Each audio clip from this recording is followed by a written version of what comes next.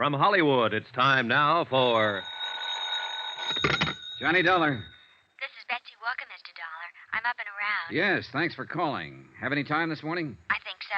If possible, I'd like to come over to your apartment again and take an inventory of the gifts that Sheldon Forbes sent you. That'll be all right, sure. About an hour? Sure. I couldn't sleep much last night thinking about all this. I mean, he stole that money because of me.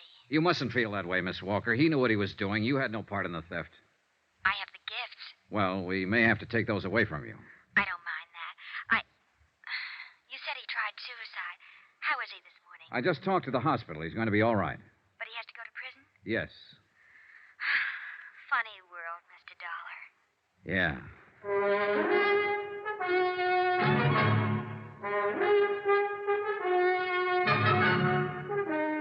Tonight and every weekday night, Bob Bailey in the transcribed adventures of the man with the action-packed expense account, America's fabulous freelance insurance investigator. Yours truly, Johnny Dollar.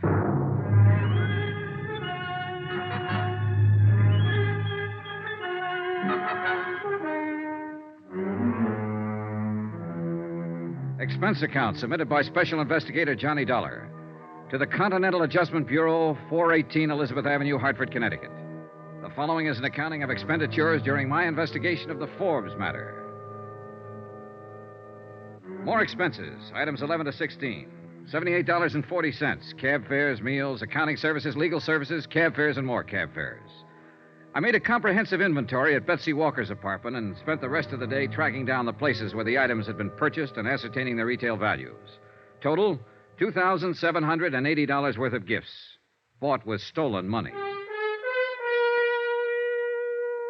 Betsy Walker also told me that Sheldon Forbes had made appointments to meet her at various times at very expensive restaurants in New York. She had never once kept any of these appointments, but a check with the Waldorf, 21, the Stork, and several other places revealed that Forbes had always made elaborate arrangements to entertain her.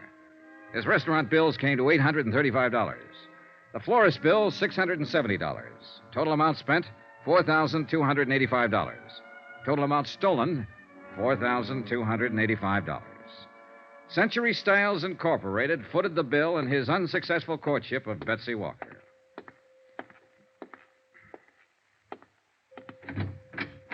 Hello. Hi. Remember me, Forbes? Sure, insurance man. Well, what now? How do you feel? Okay. You saved me, didn't you? I suppose so. Why? Same reason you'd save a man who was dying. Huh. You know what I've been doing? What? Answering the questions you wouldn't answer. I met Betsy Walker. What? My job, Forbes. I had to. How did you know about her? I followed you night before last. When you got out on bail, I saw you go to the theater. Listen, you had no right to go to her. You have no right to involve her in any of this. Why didn't you think of that a month or so ago? It's the company's money you've been spending on her. I had every right, as unpleasant as it is. I suppose she knows all about me now. That's right, all. Boy, I sure must look like the prize sucker of all time. Must have handed her a laugh. She didn't think it was one bit funny. And Forbes, I don't think it's funny either. Then what are you standing here for? Lording it over me? I'm not doing that at all. I'm just here to let you know how things are at the moment. All right. How are things? Well, first off, we took back all the gifts you gave her. Dirty skunk. Don't get mad at me, Forbes. Get mad at yourself. I didn't steal the money and try to impress her. You did. Why didn't you leave it alone? What difference does the money make to you? Nothing to me, but it means something to my insurance company. They still want it back, and they'll get as much back as they can. Well, swell. Good for them. What do you want now? Your signature. Hmm? I think I traced most of it down. You want to look this over? Go ahead. Those figures about right? I suppose so. I didn't keep track. Approximately? I suppose so. You're pretty thorough, aren't you? We have to be. Will you sign this? No. It'll help to clear up our bookwork a little. What difference does it make now? We've got you cold. Okay. What difference does it make? Give me.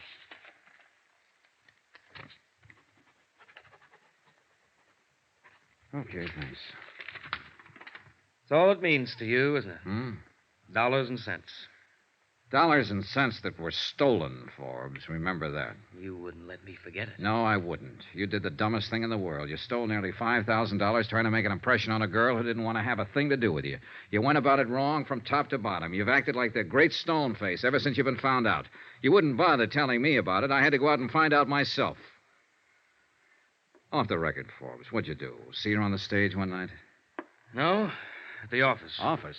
Your office? No, not exactly. Ellie was having a showing for some buyers from the West Coast one day a few weeks ago. For those kind of showings, he hires models from the agency. Betsy's listed with one of the agencies. You know, she acts and sings and models. Oh, sure. Well, I happened to be upstairs when the showing was going on. There were a lot of publicity people there taking pictures and so on. And I saw her. She was wearing a black dress, and her hair was soft. She's got a smile like all the sun risings. Sounds silly? Not at all. It's just that I never in all my life saw anyone like her before. Yeah. I don't know how it is with other guys, but she was for me from then on. I couldn't get her out of my mind. I found out her name, and then I found out she worked in that show at the Empress Theater. Yeah? All I had was her name. I didn't know how to go about meeting her. I just didn't know. You figured a little money might attract her to you. I've heard that's the best way to do it. It's one way. Not the best way, kid. Probably not. The best way I could think of. What did you think about taking the money? I thought I'd be able to stick it back. Well, I guess I really didn't think much beyond just meeting her. Having her look at me the way I wanted her to look at me. What? It was the wrong way to go about it, sure. But then did you ever think of my alternative? I thought of it. I pictured myself knocking on her door one night, and I could see her answering it. "I'm Shelley Forbes, Betsy," I'd say. "Clothes don't make the man," I'd say, while she sort of took in my tweed suit and the only coat I've got to my name. "Listen," I'd say, "I got an 8x10 apartment over on 59th Street. The halls always smell like cabbage, but I'm a heck of a fine guy. And I drive a 1946 Ford that misses a little, but it's good enough for us." And then I'd say, "Why don't you toss on your mink, and we'll go over to my dump, and we'll have a bottle of beer, and I'll tell you how much I love you. How about that?" Some alternative, huh? She makes more money in an hour than I make in a week. I couldn't even afford to keep her in cigarettes. Lord, I wanted her like nothing in my whole life. She might have taken you up on it, Forbes, if you'd put it that way. Yeah? What makes you think so? She wasn't impressed by any money or any gifts. More than that, I met her. She's a pretty nice girl. Yeah. Up until the time I talked with Sheldon Forbes in the hospital, I'd always had my doubts about love happening at first sight. After my talk with him, I was convinced that it could and did happen to him. I was sorry that he didn't know quite how to handle it. I was also wondering, if I'd been in his shoes, would I have done the same thing?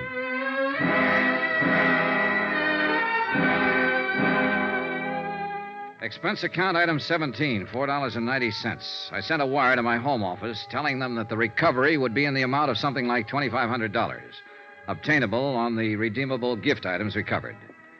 After that, I went back to my hotel. I was surprised to find Betsy Walker waiting in the lobby. Hello, Mr. Dollar. Why, hello. I was afraid you might leave town. I wanted to talk to you. Sure, you just caught me. I was going upstairs and pack. What is it? Could we have a drink or something? Sure.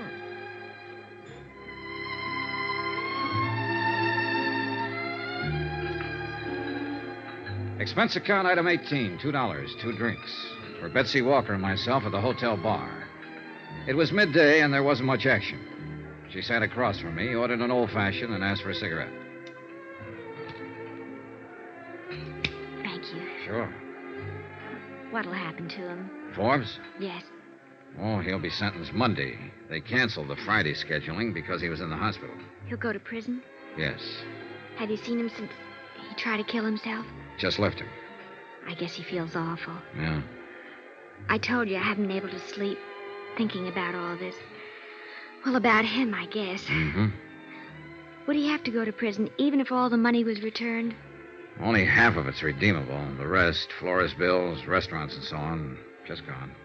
How much does it come to, Mr. Dollar? Short about $2,000, roughly. If you had that money, what would happen to him?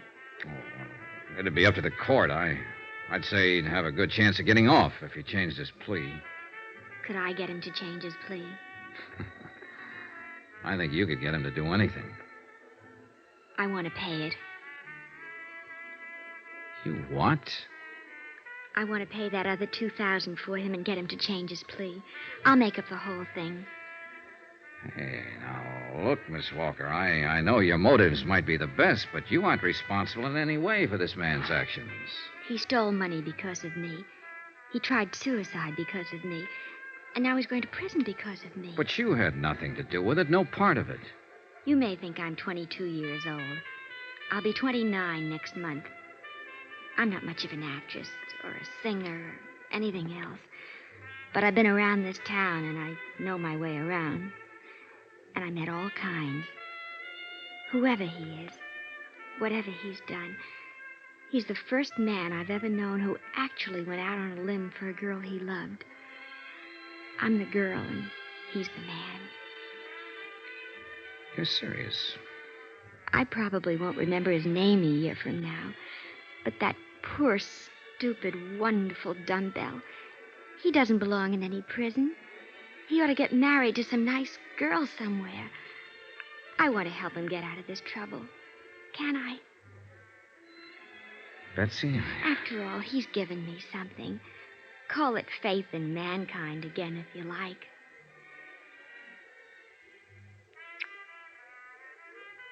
What's the kiss for?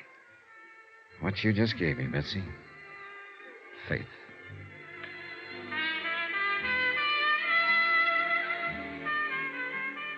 Expense account item 19, $48, hotel.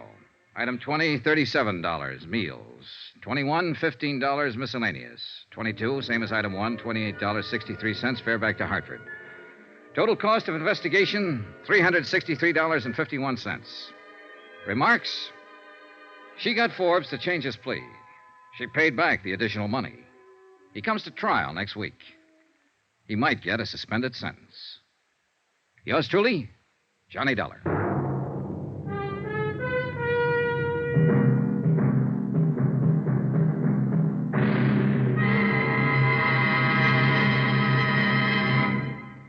Remember, there'll be another intriguing story for you beginning next Monday night. Next week, a trip south of the border where the flashing eyes of a dark-haired senorita spells plenty of, well, believe me, romance and trouble can go hand in hand. Join us, won't you? Yours truly, Johnny Dollar.